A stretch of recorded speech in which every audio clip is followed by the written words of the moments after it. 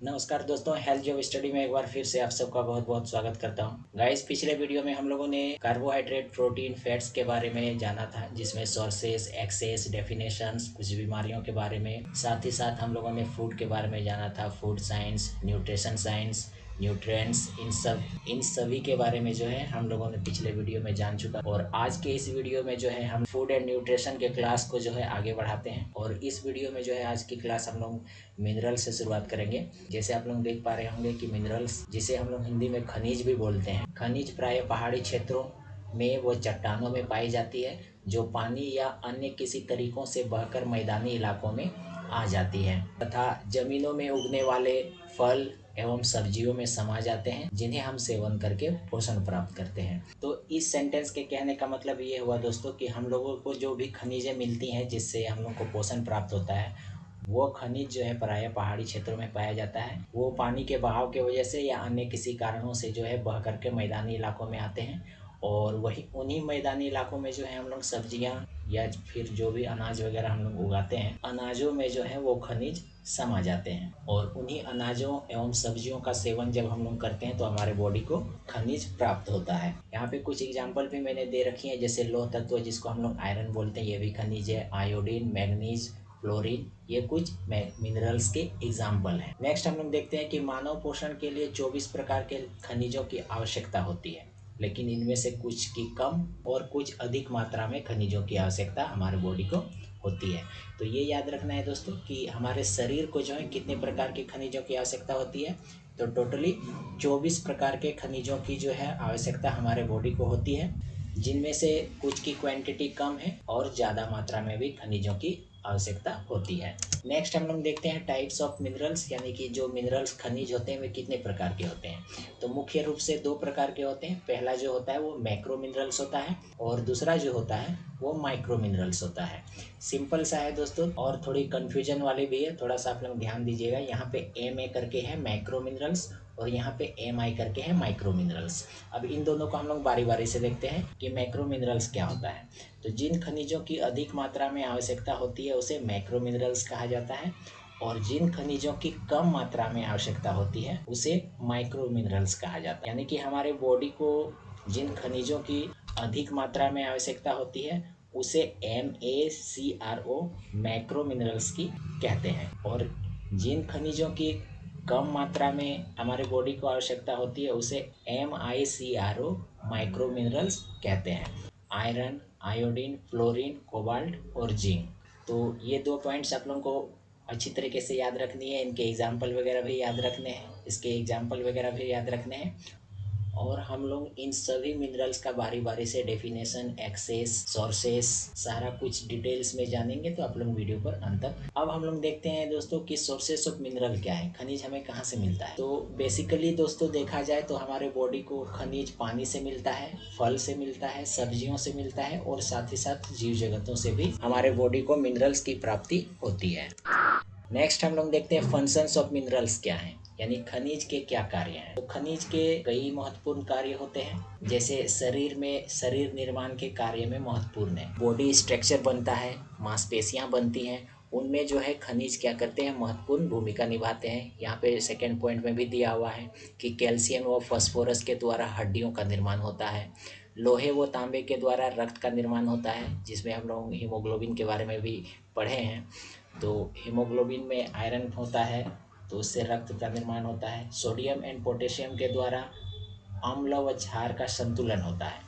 यानी sodium and potassium, ये दो मिनरल्स ऐसे हैं जिनके द्वारा हमारे बॉडी पे जो एसिड होते हैं और जो बेस होते हैं उनका क्या करते हैं, ये बैलेंस करने का काम करते हैं। क्लोरीन, आयोडीन, फ्लोरीन, इनके द्वारा जो है दांतों की एनिमल की रक्षा होती है। यानी कि हम लोग के दांतों के ऊपरी परत जो होता है, जिसे इनेमल के नाम से हम लोग जानते हैं, जिसके द्वारा जो है हम लोग का क्या होता है, दांतों की मजबूती मिलती है। तो उस लेयर यानी एनिमल की रक्षा करते हैं। मैग्नीशियम, जिंक, सल्फर शरीर के हार्मोन्स निर्माण में सहायक होते हैं। यानी कि हम लोग के शरीर में जितने भी हार्मोन्स रिलीज होते हैं, तो उनके निर्माण में जो है मैग्नीशियम, जिंक और सल्फर बहुत ही ज़्यादा इम्पोर्टेंट रोल अदा करते हैं। नेक्स्ट हम लोग देखते हैं दोस्तों, कुछ अयस्क खनिज भी हैं जिनका विवरण निम्नलिखित है, यानी जो भी खनिज हम लोगों ने देखा अभी मैक्रो मिनरल्स के अंतर्गत, उनके बारे में जो है अब हम लोग बारी बारी से जानने वाले हैं। जैसे कैल्शियम के बारे में फर्स्ट हम लोग चालू करते हैं। कैल्शियम मानव शरीर में हड्डियां बनाने एवं उन्हें मजबूती प्रदान करने में सहायक है। बेसिकली देखा जाए तो कैल्शियम जो क्या करते हैं हम लोग के बॉडी में हड्डियों को बनाने में और मजबूती प्रदान करता है, क्योंकि कई बार हम लोगों ने देखा है कि कई बार हड्डियों के दर्द की शिकायतें रहती हैं तो डॉक्टर हमें कैल्शियम खाने की सलाह देते हैं, या कैल्शियम वाली चीज़ें जिससे कैल्शियम सोर्सेस अधिक हो वो खाने की सलाह देते हैं ताकि हड्डियां जो है हम लोग की मजबूती हो। सोर्सेस ऑफ कैल्शियम हम लोग देखते हैं, स्रोत क्या है, तो इनके दूध, पनीर, खोआ, हरी पत्तेदार सब्जियां, मछली, मेवे, कुछ ये सारे एग्जाम्पल हैं जिससे जो है हमें कैल्शियम प्राप्त होते हैं। नेक्स्ट हम लोग देखते हैं डेफिशिएंसी ऑफ कैल्शियम, यानी कैल्शियम की कमी से क्या होता है। कैल्शियम की कमी से शरीर में नकारात्मक प्रभाव पड़ती है, ये तो सभी जानते हैं। इसकी वजह से जो है या इसकी कमी से हड्डियां दुर्बल और जल्दी टूट जाती हैं, तथा प्रौढ़ावस्था में कैल्शियम की कमी ऑस्टियोपोरोसिस नामक बीमारी को जन्म देती है। इस बीमारी में क्या होता है कि रोग में हड्डियां कमजोर होकर टूटने लगती हैं। अब इसको हम लोग थोड़ा समझ लेते हैं कि कैल्शियम की कमी से क्या होता है। सबसे फर्स्ट बात कि क्योंकि कैल्शियम हड्डी को बनाने में महत्वपूर्ण भूमिका निभाती है, तो जब शरीर में कैल्शियम ही नहीं रहेगा तो हड्डियां नहीं बनेंगी, और जो ऑलरेडी हड्डियां हैं तो वे भी क्या हो जाएंगी, कैल्शियम की कमी से दुर्बल हो जाएंगी, कमज़ोर हो जाएगी, और जब कमज़ोर हो जाएगी तो जाहिर सी बात है वो जल्दी जल्दी टूटेगी भी। यहाँ पे एक सेंटेंस और जोड़ा गया है कि प्रौढ़ावस्था में कैल्शियम की कमी से ऑस्टियोपोरोसिस नामक बीमारी होती है। प्रौढ़ावस्था कहने का मतलब हो गया कि ओल्ड एज, यानी वृद्धावस्था में जब कैल्शियम की कमी हो जाती है तो उस स्थिति में क्या होता है कि ऑस्टियोपोरोसिस नामक बीमारी हो जाती है। अब इस बीमारी में क्या हो जाता है कि जो नॉर्मल हड्डियां होती हैं मजबूत, वैसा कुछ इसमें होता नहीं है, हड्डियां जो है पूर्ण रूप से कमज़ोर हो जाती हैं, और जैसे ही कोई वृद्ध व्यक्ति कहीं पे गिरते हैं या उन्हें हल्की सी भी चोट आती है तो उनकी हड्डियां जो है टूट जाती हैं और दोबारा जुड़ती नहीं है। ये जो बीमारी होती है ये ऑस्टियोपोरोसिस कहते हैं इसको। यहाँ पे मैंने पिक्चर दे रखा है ऑस्टियोपोरोसिस की। एक नॉर्मल बोन जो होता है, हड्डी जो होती है कैसी होती है, और ऑस्टियोपोरोसिस वाली हड्डी है जो है कैसी होती है, उसका पिक्चर मैंने दे रखा है, आपको जूम करके भी मैं दिखाने वाला हूँ। उसके पहले ये हम लोग देख लेते हैं कि डेफिशिएंसी यानी कैल्शियम की कमी से क्या होता है, ये तो हम लोगों ने जाना। अब अधिक मात्रा में भी अगर हम लोग कैल्शियम लेते हैं तो उसमें क्या होगा, ये भी ज़रा देख लेते हैं। तो कैल्शियम की अधिक मात्रा मानव शरीर को हाई बीपी से पीड़ित कर सकती है, यानी कैल्शियम की अगर हम लोग अधिक मात्रा लेने लगते हैं तो हम लोग को हाई ब्लड प्रेशर का शिकायत होने लगती है, और साथ ही साथ इससे जो गुर्दे की पथरी, जिसको हम लोग किडनी स्टोन बोलते हैं, तो किडनी स्टोन होने का भी खतरा बना रहता है। देखिए यहाँ पर मैंने पिक्चर दे रखा है डेफिशिएंसी ऑफ कैल्शियम का, जो ऑस्टियोपोरोसिस की बीमारी होती है। एक नॉर्मल बोन जो होता है वो कुछ इस प्रकार से होता है, उसका आंतरिक बनावट है ये, जिसके अंदर बोन मेरो जिसको हम लोग बोलते हैं, खोखली हड्डी के अंदर में जो गुर्दे टाइप का होते हैं जिसको हम लोग बोन मेरो बोलते हैं, वो नॉर्मल बोन में कुछ इस टाइप से होता है। लेकिन जब किसी व्यक्ति को ऑस्टियोपोरोसिस की शिकायत हो जाती है तो उनके बोन मेरो की आंतरिक स्ट्रक्चर कुछ इस टाइप से हो जाती है।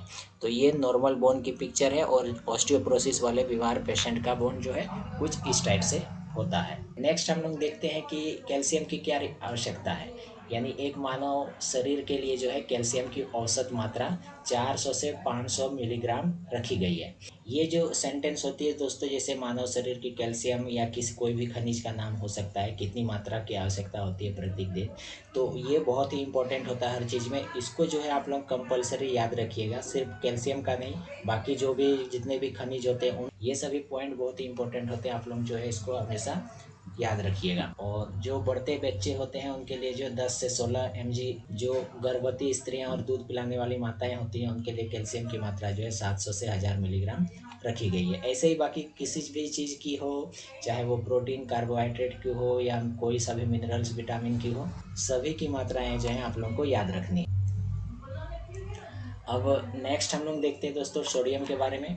तो सोडियम भोजन का आवश्यक खनिज तत्व है, साथ ही ये मानवीय आहार का पोषक तत्व भी है।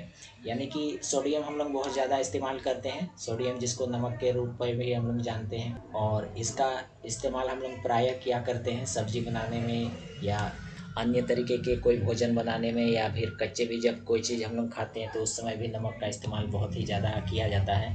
तो इसके सोर्सेस की बात करें तो सोडियम अधिकतर सभी खाद्य पदार्थों में पाया जाता है और खाने वाले साधारण नमक जो होते हैं इसका सबसे ज़्यादा प्रत्यक्ष स्रोत होता है। इसके अलावा मूली, पालक, मेथी, दूध, मांस, मछली, अंडा इत्यादि में भी सोडियम भरपूर मात्रा में पाया जाता है। नेक्स्ट हम लोग देखते हैं फंक्शंस ऑफ सोडियम, यानी सोडियम के क्या कार्य हैं। तो सोडियम भोजन का पाचन करने में सहायक होता है। सोडियम रक्त में घुलनशील खनिज है जो शरीर के रक्तचाप को भी नियंत्रित करता है, यानी कि सोडियम हमारे ब्लड में जो है सोल्यूबल होता है, वो शरीर में जो है खून में घुल जाता है और साथ ही जो रक्तचाप यानी कि ब्लड प्रेशर होता है उसको भी बैलेंस किए रखता है। सोडियम मानव शरीर की मांसपेशियों व कोशिकाओं के सुचारू रूप से कार्य करने में भी सहायक होते हैं। नेक्स्ट हम लोग देखते हैं फास्फोरस। फास्फोरस अधिकतर सभी खाद्य पदार्थों में पाया जाता है, इसलिए इसकी कमी मानव के शरीर में कम ही होती है। यानी जो भी चीज़ें हम लोग खाते हैं उसमें थोड़ा बहुत फास्फोरस पाया ही जाता है, तो इसलिए इसकी कमी जो है मानव शरीर को बहुत ही कम होता है। इसके सोर्सेस की बात करें तो दूध, दूध से बनी चीज़ें, पदार्थ, मांस, मछली, अंडा, मैदा, मटर, पालक, तिल, मूंगफली व अन्य निर्मित पदार्थ जैसे कि सोडा वाटर, कोका कोला, इन सभी में भी जो है क्या होता है फास्फोरस पाए जाते हैं। नेक्स्ट हम लोग फास्फोरस के कार्य देखते हैं। फास्फोरस हड्डियों व दांतों को मजबूत बनाता है। फास्फोरस शरीर की प्रत्येक कोशिका में मौजूद होता है तथा मानव शरीर में एसिड बेस के संतुलन को भी बनाए रखता है। इसकी आवश्यकता या रिक्वायरमेंट की बात करें तो फास्फोरस शरीर के संपूर्ण विकास के लिए बहुत ही आवश्यक होता है और इसकी औसतन यानी कि प्रत्येक दिन लगभग 400 से 700 मिलीग्राम फास्फोरस जो है हमारे शरीर को आवश्यक होता है। पोटेशियम के बारे में हम लोग जानते हैं। पोटेशियम हार्ट एंड किडनी के सुचारू रूप से कार्य करने के लिए आवश्यक है। पोटेशियम की कमी व्यक्ति को हाइपरटेंशन यानी कि उच्च रक्तचाप, हाई बीपी जिसको हम लोग बोलते हैं, और साथ ही साथ जो हृदय रोग होते हैं, हार्ट डिजीज या कैंसर या इनडाइजेशंस यानी अपाचन जिसको बोलते हैं, इत्यादि से जो है ग्रसित कर सकती है। यानी कि दोस्तों पोटेशियम भी हमारे बॉडी के लिए बहुत ही आवश्यक होता है। अगर पोटेशियम हम लोग सही मात्रा में नहीं लेंगे तो हमें जो है हाई बीपी हो जाएगा या फिर जो हृदय रोग संबंधित बीमारियां हो जाएंगी, कैंसर तक हो सकता है या अपाचन हो जाएगा, पचेगा नहीं कुछ भी खाएंगे। इसकी अगर दैनिक आवश्यकता की बात करें तो अलग अलग उम्र के लोगों के लिए जो है अलग अलग मात्राएं होती हैं। जैसे कि 0 से 4 माह के बच्चों को जो है 400 मिलीग्राम पर डे पोटेशियम चाहिए। 1 से 3 ईयर्स के बच्चों को 3000 मिलीग्राम पर डे पोटेशियम चाहिए। 9 to 13 ईयर्स के लिए 4500 मिलीग्राम पर डे पोटेशियम चाहिए। 14 ईयर्स से ऊपर के जो व्यक्ति होते हैं उनको 4700 मिलीग्राम पर डे पोटेशियम की आवश्यकता होती है। नेक्स्ट हम लोग देखते हैं सोर्स ऑफ पोटेशियम। तो पोटेशियम का सबसे अच्छा स्रोत दोस्तों केला को माना जाता है। इसके अलावा अंगूर में भी पाया जाता है, टमाटर में, गाजर में, संतरा, कॉफ़ी इत्यादि में भी जो है पोटेशियम पाए जाते हैं। अब हम लोग मैग्नीशियम के बारे में देखते हैं। मैग्नीशियम का काम भी जो है कैल्शियम के जैसा ही होता है। जैसे ये मानव शरीर की हड्डी व कोशिकाओं में पाया जाता है। इसकी दैनिक आवश्यकता 200 to 300 मिलीग्राम पर डे है। इसको भी याद रखना है आप लोग। 200 से 300 मिलीग्राम प्रत्येक दिन जो है हमें मैग्नीशियम की आवश्यकता होती है। मैग्नीशियम शरीर की मेटाबॉलिज्म क्रिया के लिए भी आवश्यक है, यानी जो उपापचय क्रिया होती है जिसको हम लोग खाना खाने से लेकर के पचाने से लेकर के एनर्जी आने तक की क्रिया भी बोलते हैं, इसमें भी जो है मैग्नीशियम आवश्यक भूमिका निभाते हैं। और साथ ही साथ मैग्नीशियम की कमी से भी जो है ऑस्टियोपोरोसिस, डायबिटिक जैसे रोग जन्म देते हैं। यानी जो ऑस्टियोपोरोसिस मैंने बताया कि हड्डियां कमज़ोर होकर टूटने लगती हैं, और डायबिटीज़ तो सभी कोई जानते ही हैं कि जो मधुमेह होता है उसे डायबिटीज़ बोलते हैं। ये सारी बीमारियां जो है मैग्नीशियम के कमी की वजह से हो सकता है। अब मैग्नीशियम के क्या सोर्सेस हैं, तो कई स्रोत हैं इसके भी। जैसे हरी पत्तेदार सब्जी है, नट्स है, बीज, मछली, केला, सूखे मेवा, डार्क चॉकलेट, इन सभी में जो है क्या होते हैं मैग्नीशियम पाया जाता है। अब यहाँ अगर मैंने डार्क चॉकलेट का नाम लिया है दोस्तों तो ज़्यादा चॉकलेट खाना है नहीं। डार्क चॉकलेट में यहाँ पे दिया है मैग्नीशियम पाया जाता है, खूब खाएंगे, ऐसा कुछ नहीं है। उसमें मैग्नीशियम का स्रोत होता है बस, जो भी उसकी क्वांटिटी हो। बाकी हरे पत्तेदार सब्जियां, नट्स, बीज, मछली, इन सभी में भी मैग्नीशियम पाया जाता है। अब दोस्तों मैक्रो मिनरल्स वाला जो है हम लोग का एंडिंग हो गया, ठीक है। मैक्रो MARCO हम लोग के बॉडी को अधिक मात्रा में मिनरल्स की आवश्यकता होती थी, उन सभी के बारे में जो है हम लोगों ने जान लिया। अब हम लोग जानते हैं माइक्रो मिनरल्स के बारे में।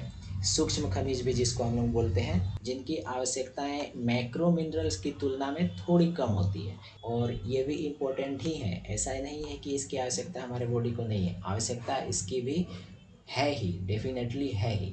लेकिन कंपेयर अगर हम लोग करें तो जो मैक्रो मिनरल्स होते हैं उसकी तुलना में थोड़े कम है, उसकी क्वांटिटी ज़्यादा की मात्रा में आवश्यकता होती है और इसकी थोड़ी कम मात्रा में भी काम चल जाया करते हैं। माइक्रो मिनरल्स वे मिनरल्स होते हैं जो मानव के पोषण के लिए आवश्यकता तो होते हैं, किंतु इसकी बहुत कम मात्रा में आवश्यकता होती है। कौन कौन से मिनरल्स जो है मैक्रो में आते हैं और कौन कौन से मिनरल्स जो है माइक्रो में आते हैं, इन सभी बातों को भी आप लोगों को ध्यान में रखना है। तो मैक्रो वाले हम लोगों ने खत्म कर लिया। अब मैक्रो के अंतर्गत जो है हम लोग आयरन में जाते हैं।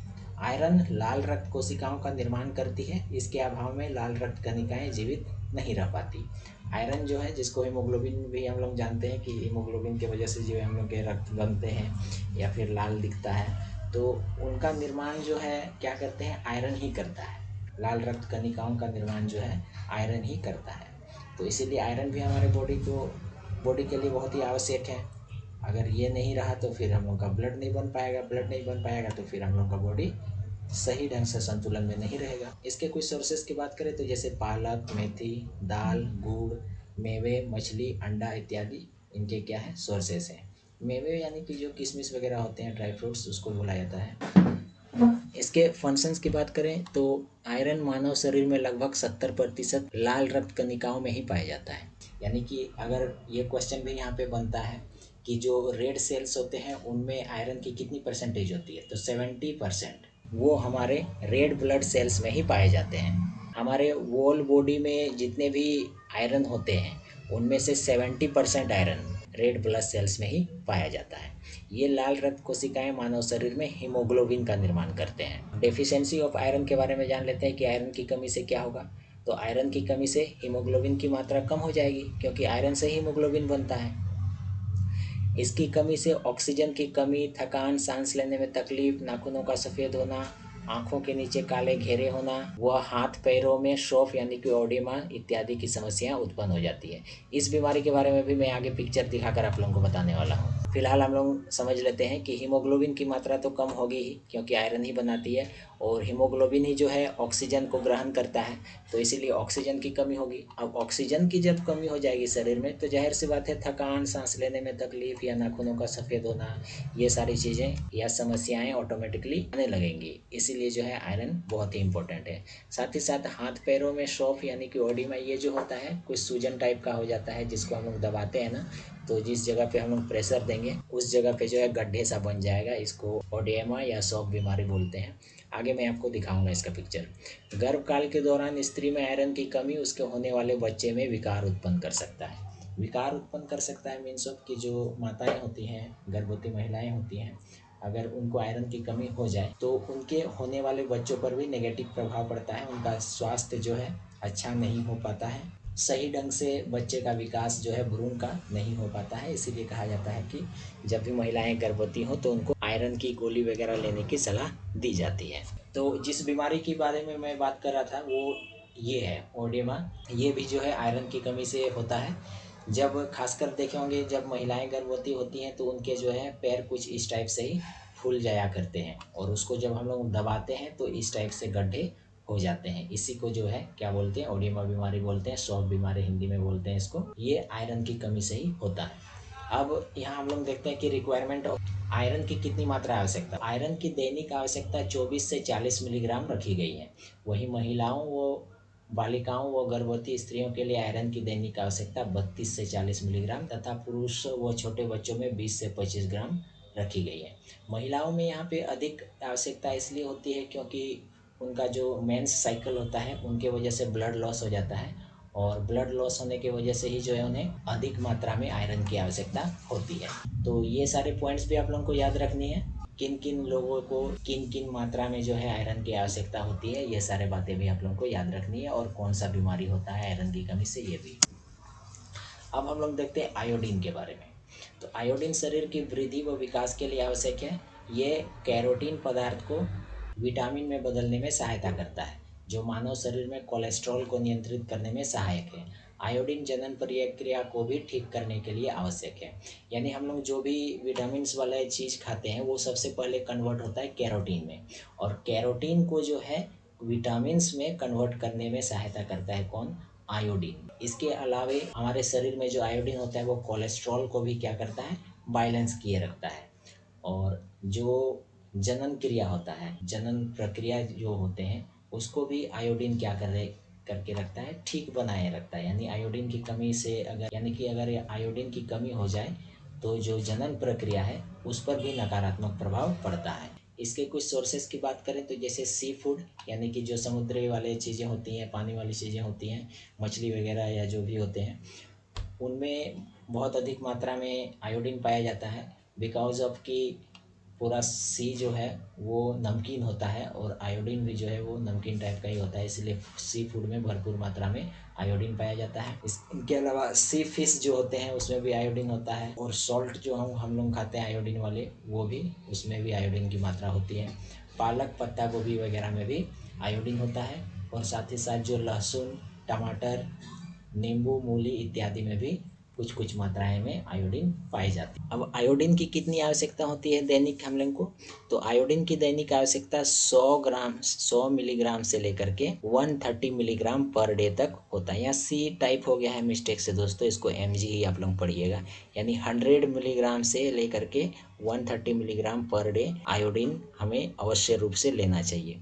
कई कई जगह पे दोस्तों कुछ टाइपिंग मिस्टेक हुई है, थोड़ा जल्दी में मैं बना रहा हूँ इसी वजह से, और हिंदी में थोड़ा टाइपिंग करने में भी दिक्कत है।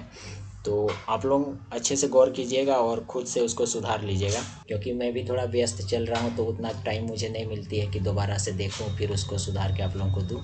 तो जो भी मिल रही है आप लोग उससे अच्छे से तैयारी कीजिए, खुद से मेहनत आप लोग हल्का सा ध्यान दीजिएगा तो खुद से भी कर सकते हैं। बाकी हम लोग नेक्स्ट पढ़ते हैं। अब हम लोग देखते हैं कि डेफिशिएंसी ऑफ आयोडीन, यानी आयोडीन की कमी से क्या होता है।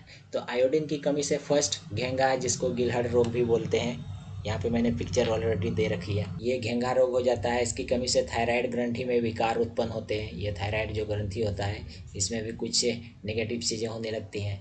आयोडीन की कमी से बच्चे क्रेटिनिज्म से ग्रसित हो जाते हैं, अर्थात आयोडीन की कमी से बच्चों में बौना हो जाता है। क्रेटिनिज्म मतलब हो गया कि बच्चों का हाइट जो होता है वो बढ़ नहीं पाता है, तो वो आयोडीन की कमी से भी होता है। साथ ही साथ गर्भावस्था के दौरान यदि जो माँ होती हैं वे अगर सही ढंग से आयोडीन उनको नहीं मिले तो उनका बच्चा जो होने वाला होता है वो मंदबुद्धि होता है, यानी दिमागी विकास भी उनका सही ढंग से नहीं होता है। तो इसमें कुछ बीमारियां याद रखिएगा। फर्स्ट जो होता है वो थायराइड ग्रंथियों में विकार उत्पन्न हो जाता है, जैसे यहाँ पे मैंने दिखाया है।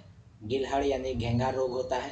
क्रिएटिनिज्म यानी कि बच्चों का जो हाइट होता है वो बढ़ता नहीं है, वे बौना हो जाते हैं। और साथ ही साथ मन बुद्धि भी होते हैं यदि गर्भावस्था के दौरान माँ सही ढंग से आयोडीन ना ले तो। देखिए ये थायराइड ग्रंथि है, इसमें बहुत सारे प्रॉब्लम्स आ गए हैं, और ये घेंघा रोग है। अब हम लोग देखते हैं फ्लोरीन के बारे में। फ्लोरीन दांतों के इनेमल के लिए आवश्यक है। यहाँ भी सेंटेंस है गलत है, देखिएगा आप लोग टाइपिंग मिस्टेक हुआ। फ्लोरीन दांतों के इनेमल के लिए आवश्यक है। फ्लोरीन की कमी दांतों को खराब कर सकती है। मानव शरीर में उपस्थित फ्लोरीन की अधिकतर मात्रा 96% हड्डियों व दांतों में ही पाया जाता है। यानी फ्लोरीन हम लोग के दांतों के इनेमल के लिए आवश्यक है। दांतों के इनेमल का मतलब क्या होता है कि हमारे दांतों के ऊपर में जो एक लेयर पाया जाता है जो हमारे दांतों को डायरेक्ट कांटेक्ट करने से बचाता है। खासकर आप लोग देखे होंगे कि जब हम लोग खट्टा चीज़ खाते हैं तो हम लोग का दांत जो है किटकिटा जाता है, जिसके वजह से हम लोग जब दांत घासते हैं तो थोड़ा अजीब टाइप का लगता है। तो वही इनेमल परत जो है उस समय क्या करता है, खट्टा के वजह से, इसके वजह से हम लोग को जो है थोड़ा अजीब लगने लगता है। यानी कि वो इनेमल लेयर के वजह से जो है हम लोग के में जो है डायरेक्ट कांटेक्ट नहीं हो पाता है किसी भी चीज़ का। और यही जब खराब हो जाता है, और यही लेयर जब खराब हो जाता है या फिर समाप्त होने लगता है तो हमारे दांतों पे फिर सड़न गलन या फिर कीड़े लगने चालू हो जाते हैं। हमारे वोल बॉडी में जितने भी फ्लोरीन की मात्राएं होती हैं उनमें से 96% भाग हम लोगों के हड्डी में और दांतों में मौजूद रहता है। सोर्स ऑफ फ्लोरीन के बारे में देखते हैं तो सी फूड, पनीर, चाय इत्यादि इन सभी में जो है फ्लोरीन पाया जाता है। इसकी कितनी मात्राएं आवश्यकता होती है? तो फ्लोरीन की मात्राएं भी अलग अलग उम्र के लिए अलग अलग निर्धारित की गई हैं, जैसे कि 0 से 6 माह के लिए 0.01 milligram per day, 1 to 3 years के लिए 1 mg per day, 6 to 13 years के लिए 2 mg पर डे, और 14 से अप ईयर्स जो होते हैं या 3 mg पर डे, इनकी जो है रिक्वायरमेंट होती है फ्लोरीन की। अब फ्लोरीन की एक्सेस से क्या होता है ये हम लोग देखते हैं। आवश्यकता से अधिक फ्लोरीन घातक रोगों को जन्म देता है। फ्लोरीन की अधिक मात्रा गुर्दे खराब कर सकते हैं, यानी कि किडनी में भी इफेक्ट पड़ता है, जोड़ों में शक्ति शक्ति लाती है तथा दांतों व हड्डियों से फ्लोरोसिस नामक रोग से ग्रसित कर सकती है। जोड़ों में शक्ति लाती है कहने का मतलब हो गया कि हम लोग का जहाँ पे ज्वाइंट होता है वो फ्लेक्सिबल होता है, तो फ्लोरीन का ज़्यादा अगर हम लोग इस्तेमाल करेंगे तो वो फ्लेक्सिबल नहीं हो पाएगा, मीन्स वो टाइट हो जाएगा। इसीलिए यहाँ पे जो है जोड़ों में शक्ति लाती है लिखा हुआ है, इस पर आप लोग कन्फ्यूज मत होइएगा। फिर से मैं रिपीट कर दे रहा हूँ कि फ्लोरीन की अधिक मात्रा से गुर्दे यानी कि किडनी खराब हो सकते हैं, और जोड़ों में शक्ति लाती है कहने का मतलब है कि जहाँ पर भी ज्वाइंट होता है वहाँ पे फ्लेक्सिबल होना चाहिए ताकि हम लोग अच्छे से उसको मोड़ सकें, इधर उधर घुमा सकें। लेकिन फ्लोरीन जब अधिक मात्रा में हो जाता है तो वो फ्लेक्सिबल नहीं रहता है, वो टाइट हो जाता है। जब हम लोग उसको मोड़ते हैं, इधर उधर घुमाते हैं तो हमें तकलीफ होती है। साथ ही साथ दांतों में और हड्डियों में जो है फ्लोरोसिस नामक रोग हो जाता है। और फ्लोरोसिस क्या होता है, देखिए ये दांतों में फ्लोरोसिस डिजीज हो गया है, यानी जो भी ऊपर का लेयर इनेमल था वो समाप्त हो चुका है, और समाप्त होने के बाद डायरेक्ट कांटेक्ट इनका दांतों से होने लगा, जिसकी वजह से हो इसकी दांतें खराब होने लगी, लेकिन नहीं घिस जा रहा है, जिसको बोलते हैं कि घिस जाना, यानी कि दांतों में जो ऊपरी परत इनेमल होता है अगर वो हट गया तो फिर जाहिर सी बात है सीधे डायरेक्ट कांटेक्ट दांत से होगा तो दांत धीरे धीरे घिसेगा और कुछ इस टाइप से प्रॉब्लम हो जाएगी, जिसको फ्लोरोसिस डिजीज बोलते हैं। इसके अलावा यहाँ पे कॉपर, कोबाल्ट एंड जिंक ये खनिज तत्व मानव शरीर में बहुत कम मात्रा में पाए जाते हैं, लेकिन थोड़ी बहुत आवश्यकता इसकी भी होती है। तो अभी तक जो है हम लोगों ने क्या क्या पढ़ा, तो मिनरल्स के बारे में पढ़ा इस वीडियो में, माइक्रो मिनरल्स के बारे में पढ़ा जिसके अंतर्गत कैल्शियम, सोडियम, फास्फोरस, मैग्नीशियम और पोटासियम के बारे में जाना, ऑस्टियोपोरोसिस बीमारी के बारे में जाना, हाइपरटेंशन के बारे में भी जाना, और माइक्रो मिनरल्स में जो है iron, iodine, fluorine, cobalt, zinc, इन सभी के बारे में जो हम लोगों ने सोर्सेस, फंक्शंस, डेफिशिएंसी, एक्सेस और रिक्वायरमेंट के बारे में भी जाना है। और कुछ और बीमारियां जैसे क्रेटिनिज्म थी और फ्लोरोसिस था, ये सारे पॉइंट भी आप लोग नोट कर लीजिएगा। तो वीडियो जो है आप लोग ध्यान से देखिएगा दोस्तों, और अगर वीडियो आप लोगों को अच्छी लगती हो तो लाइक ज़रूर से ज़रूर कीजिएगा, और कमेंट में आप लोग नेक्स्ट लिखिएगा, तब मैं अब विटामिन का नेक्स्ट वीडियो लेकर के आऊँगा।